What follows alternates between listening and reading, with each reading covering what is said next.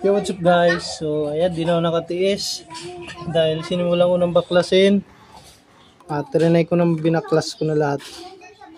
So, ito, binaklas ko na yung torque drive. So, ito na yung Sun Racing. Ayan. Tapos, ito yung stock na clutch shoe. Ayan, kung makikita nyo. Ito siya. Makinis na agad. So, palitan na natin ng clutch shoe ng Sun Racing. So, champion yan. Alright.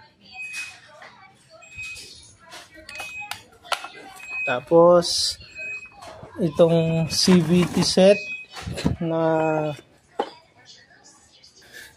pulley. Kakabit na rin natin to. So, di ko na may isa-isa sa inyo.